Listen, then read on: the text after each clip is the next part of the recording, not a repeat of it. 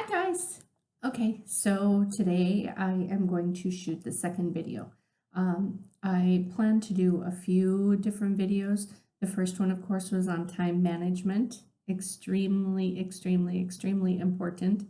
So if you need the link to that, it's right here. It should be right here with my other videos. So go ahead and watch that one.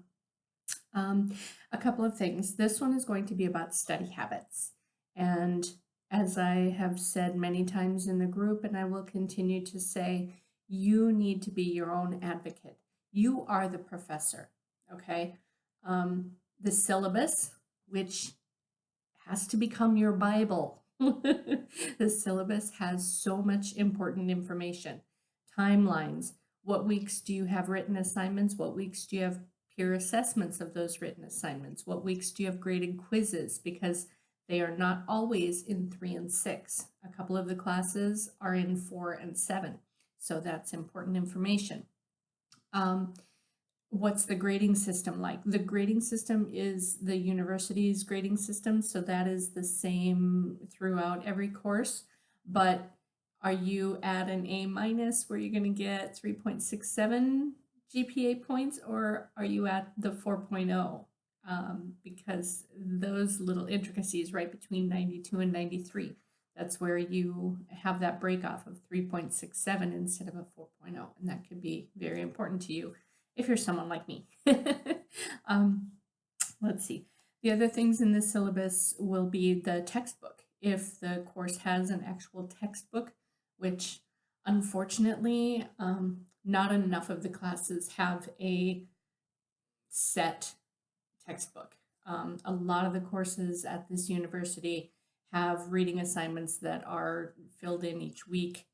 They're part of the curriculum, but they're not necessarily seen in the syllabus, which every term I complain about that. I let them know on the evaluations. I don't think that that's proper, especially when once we are done with a course, like term 2 is done now. So we're in the finals period. So those of you who haven't taken your finals, get your finals taken.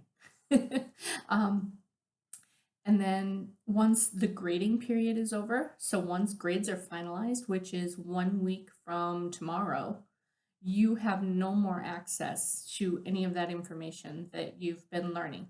And it's not vital for a lot of the courses. You know, you learned it, you know it. If you use it, great. If not, oh well. But some of the information is really good stuff. And so I have learned to, at the beginning of each term, I create a reading materials, kind of a working sheet. It's a word processing, like Word document. And I cut and paste every single reading assignment from the syllabus, from the learning guide, I should say, into that document. And that way I've always got the links. If it's a PDF, I will download it and save it to an external hard drive, just because some of that is really good information and I want to be able to have that for the future, even if I'm not enrolled in that course anymore. So that's one thing to do. The other thing that the syllabus will help you with is your scheduling. And I'm going to briefly go over this again in this video because it is so important that as an online university student, you are proactive with your time. Your time is going to be so precious, especially if you have family, if you work outside of going to university, if you have a life. Okay. So what I do, and do I still have, it's gonna look really ratty now because the term is over, but I think I do still have my sheet. Yep, I do, right here. I'm an old-fashioned paper and pen kind of girl. So the beginning of the term, this past term, I had 4 courses, 1, 2, 3, 4. So I sat down and wrote down, okay, Business 4405. That was the leadership class. Get the prerequisites done as quickly as possible and get into that class. That class, by far and away, I grew the most in that class.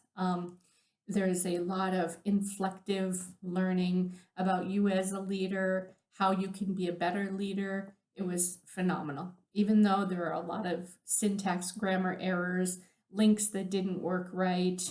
They use mind tools a lot, which there are quite a few courses that use mind tools, and mind tools is great, but you're only allowed 3 in a month unless you have a paid subscription. Well, I had 2 courses that were using it, and each course had 3 passages from there every week. I had to buy a membership to Mind Tools in order to do the reading assignments for my classes, and I don't think that's fair. You know, if they're going to do that, they need to call that out in the syllabus and let us know that you're going to need this membership, or find a different source for that information.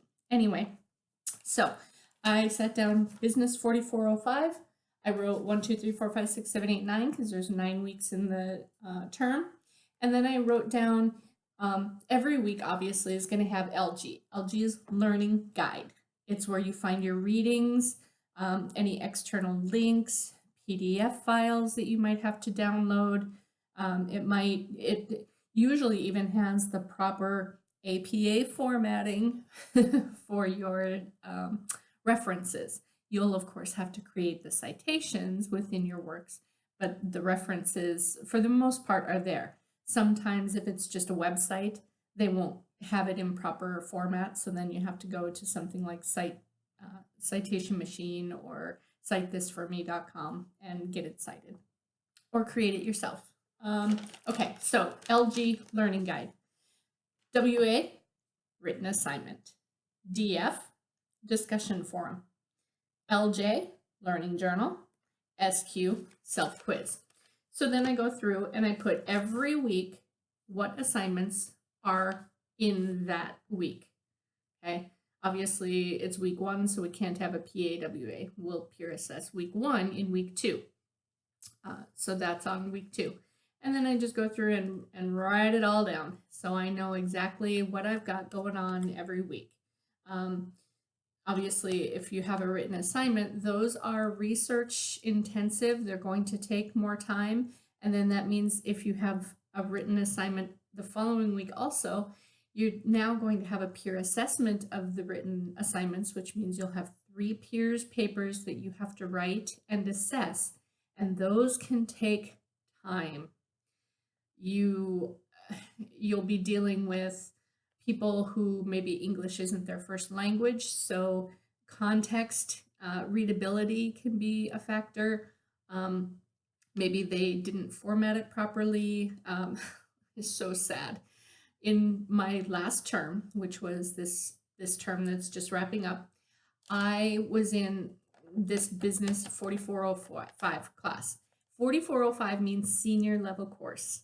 It means these are students who have been around and, you know, taken other courses, and they were doing written assignments right in the submission box. They weren't using Word, they weren't submitting PDFs, there was no title page, there was no citations, there was no references. Oy vey, I thought, how did you survive this university to get to 4405? Because my grades, my assessments were horrendous. When the term was over, just for, I guess, morbid curiosity, I went back and looked at every single assessment I had done. With the exception of 3, none of them got above a 50%. That's pretty sad. And it was all, you know, all they would have had to do is create the document in a Word document and cite their references, use references, but they didn't. So anyway, so all of my assignments are on here. I now know every week what I've got going on in every class. The other thing that I did with this paper also, from the syllabus, we get the breakdown for that class. How much of my total percentage is learning journals? How much is written assignments? How much are my graded quizzes? How much is the final worth? And that's information that I want to know, because am I going to, like, which class? Yeah, it was History 1421. Okay, so that's Greek and Roman civilization. learning journals or the discussion forums and the written assignments are worth 10% each. Okay, so the discussion forums, there was one every single week, which means each week that discussion forum is worth around 1% of my grade. So if a peer gave me an 8 out of 10, that's the equivalent of 0.02 of a percent. Am I going to argue and fight for 0.02% in a grade to go from an 8 to a 9 or from an 8 to maybe a 10? Ooh, 0.04. I'm not gonna. I pick my battles. I'm the mother of 5. I have learned to pick my battles. That's not a battle I'm gonna want to fight. However, in Philosophy 1402, whew, what a class. Highly recommend it, but know that you are going to be reading, writing, thinking a lot. It was a phenomenal class. I kind of bucked it at first. I kind of met the professor head to head. We had words, and then I kind of calmed and relaxed and kind of got into the class. And I read Candide by Voltaire over the weekend just because. So there are some really great courses, but again, you have to be your own advocate. You are the professor. If there's something that they touch on, but you would like to know more, go learn about it. This is your education. Take it into your hands and get out of it everything you want out of it, okay? All right, so yeah, the written assignments are worth 25%. Yes, we had one every week, I think, with the exception of maybe one of the graded quiz weeks. So those are worth 3 to 4% per week. So that's something, if I got a peer assessment grade back and I only got 79, I think it didn't happen to me in philosophy, but it did happen to me in Greek and Roman. There was a week where I got 79.2 out of the 90 percent that or 90 points that are available. And I thought, so I went in and looked, and I had two peers who gave me 90 and one who gave me like 56 or whatever it was. And I thought, okay. So I read it. It made no sense. They just picked like 3 or 4 out of 5, didn't give me any feedback. And even at the overall feedback, there was nothing there. So I went back to the professor and said, hey, would you mind taking a look at this? He did. He dropped the bottom score, and I ended up with a 90 out of 90. So again, be your own advocate. If you look at it and it doesn't help you grow, if there's no substance to their evaluation or assessment, bring it up to the professor. That's what they're there for. They want to make sure that you're being graded fairly. So be your own advocate. All right, I think that's about it. Yeah, it's been a long term, this poor paper. So then each week as I do them, I cross them out. That way I know on here that I've done them. Of course, we have the online thing where you get the check marks. The issue with that is with the peer assessments, because that's not on there. And the only way that you know to go in and do the peer assessments is you have to go into the week prior. So you click on the written assessment or written assignment for the week prior, and that's where you have the 2 or 3. If you have more than that, please let your instructor know. You don't have to do more than 3. We had a lot of problems with this in the beginning of term 2. Lots of people were getting 8, 9, 12 papers to assess. You don't have to do that many. You have to do 3 at the most. So yeah, you have to go in and do those peer assessments, but that means you have to go into last week's learning guide, into that checklist, click on the written assignment and do your assessments there. And it is so easy to forget to do it, again, because there are those check marks there. I don't like those check mark systems. I think they should get rid of the check marks altogether, because it causes a false sense of security, right? You look and you see, oh, yep, I did that, there's a check mark there, there's a check mark there. there's never, not that there's never going to be, but the check marks for your written assignments aren't going to be there for 2 weeks, because you do the assignment, you submit it, and then the next week it's assessed by your peers. At the end of that learning week, it finally shows checked, and that's when you can see your grade. So I don't like the check mark system that they have. I think it still needs work, even though they did just revamp it. But anyway, now let's go on to the study habits. Okay, the very first thing you need to do is sit down with your courses that you know you're going to take next term. Do what I did, figure out assignments for every week. And then if this is your second or subsequent terms, you kind of know how long assignments are taking you.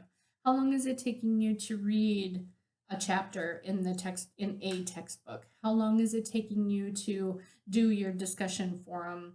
How long is it taking you to research and write your written assignments? Be very careful again with the syllabus. You will find this information. Some courses have like a 500 word minimum for your written assignments. Other ones have 1,500 word minimums. Business ethics and law comes to mind. That can be a huge difference in the amount of time it takes you to prepare that paper. So use your syllabus. By the time the term starts, you should be a PhD candidate on that syllabus. You should know it that well. Okay, I cannot stress that enough. Okay, so study habits. I touched on this briefly in the last video, and I want to talk about it again because it is so important. You have to become a proactive person. Sorry for all of you out there that are procrastinators. You are really going to struggle if you procrastinate at this university, because the deadlines are hard and fast. They almost never give extensions. You know, they let you know, hey, we're an online university. You need to have good internet connection and, you know, a computer that works, and take care of all that stuff before you even come to the classes. I'm going to stay off my soapbox. I've got some complaints about that because obviously we can't control the internet. It can be great when we start something and then it can go out or whatever. That's not in our control. It's not in their control. But anyway, I'm going to stay off the soapbox about that. Okay, so you need to schedule. Sit down with a calendar that covers at least the next 9 weeks, the term of the 9 weeks. So our next term, your next term, I'm done with the BSc and BA program, and I think I'm going to take this term to do some pre-studies. There's an opportunity for me to buy a school in Italy, so I'm looking at possibly doing that. So I want to get all that settled before I start the Master's in Education program. So anyway, take a calendar from January 30th, which is when the next term starts, through, what would it be, February, March, into April.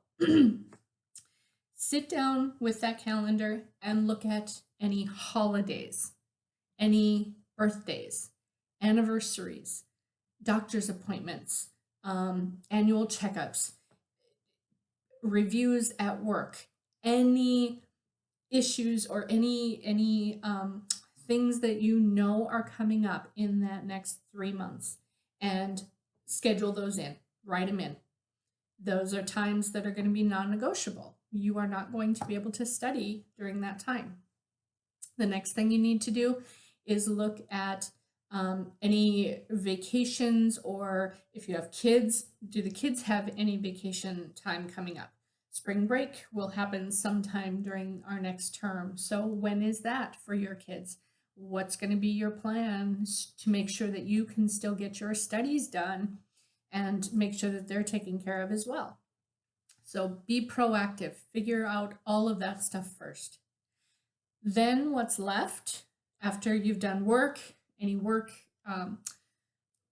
scheduling things that you have to deal with, the family things that you have to deal with, holidays, all that stuff. Now you can figure out how much time do you have for studying. How many courses have you taken? And if you use Gleo, which is an app that I have told you about in the past, Gleo, Gleo, it's a time tracking app. I love it. I have used it every term since I found it, and I found it, I think it was term 2 or 3, so about a year, and yeah, about a year I've used it. But it tells me at the end of the week exactly how long at the beginning of the term, again, part of my prep, I go in and tell it I have to do discussion forums, I have to do the readings, I have to do the research and my written assignment, I have to do the learning journals. And then as I'm doing those assignments, I click on it and let it know that I'm working on that now. So it keeps track of all of my time. So then at the end of the term, I can look at that and see how much time I've spent in that class. So Business 4405, I averaged about 10 hours a week. No, I'm sorry, 14 hours a week. History 1421, it was about 18 hours a week. Even though that's a freshman level course, because I had never had any Greek mythology or any of that stuff in high school, because I was on the math and science track, it was all Greek to me. So I had to really spend a lot of time doing some extra research and finding more resources. Khan Academy, again, he's our friend. Saul is amazing. I don't know what that man doesn't know, but so being able to take all that into consideration. Philosophy 1402, wow, I spent 19 hours a week on that course. So knowing that going in, you can ask me. I've been through most of the courses that you'll go through.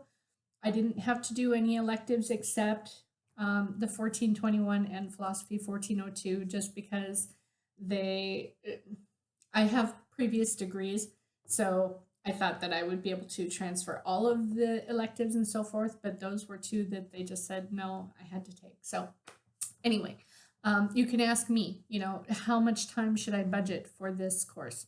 Obviously, things that are going to play into that is how quickly do you read?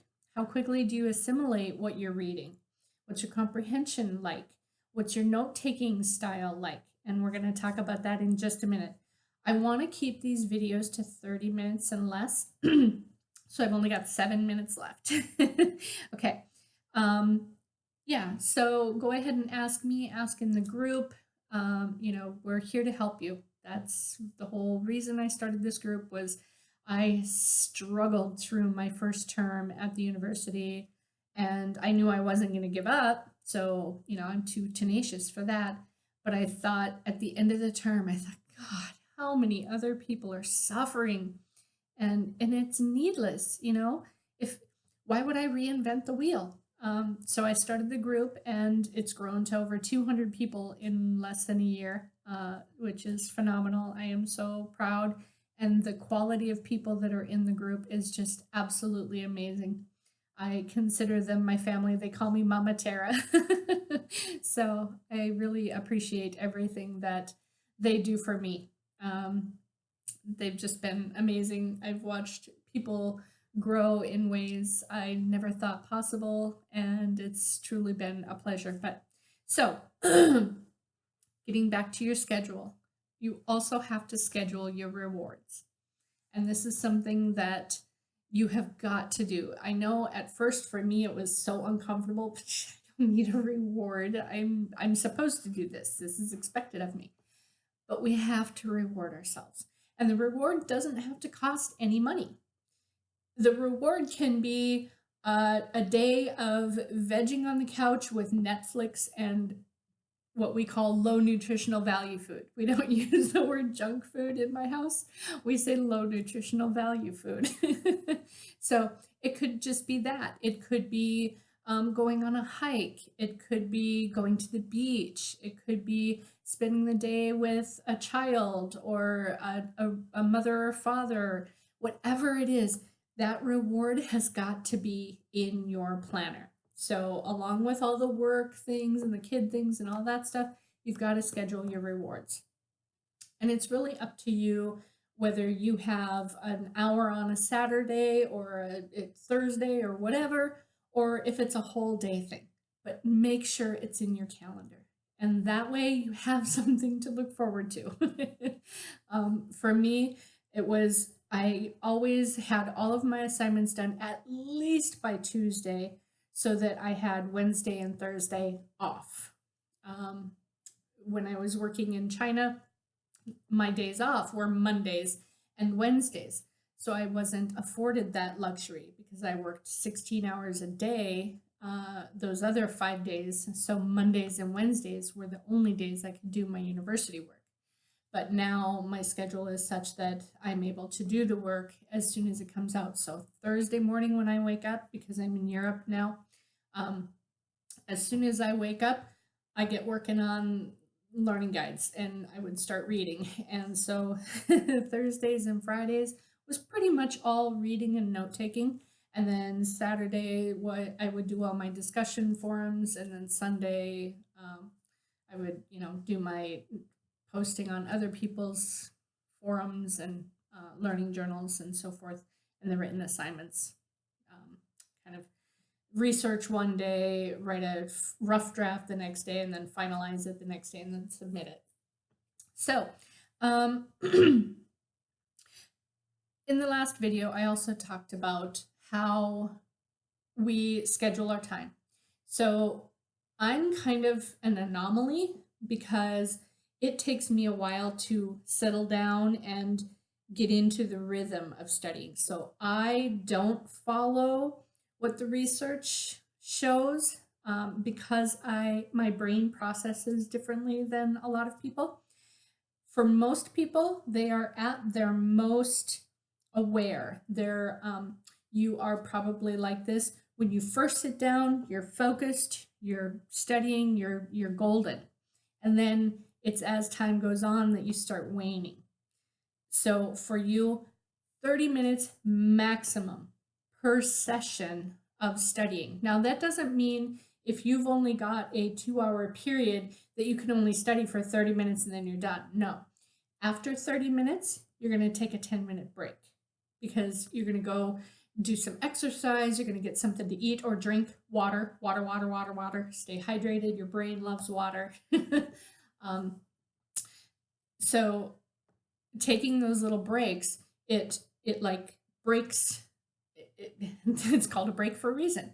It breaks your pattern. So you have been studying and you're going to do a little review, and then you're going to take a break. You're going to go exercise, you're going to go play with kid, play with cat, play with the dog, do whatever, and then come back and do your next 30-minute session.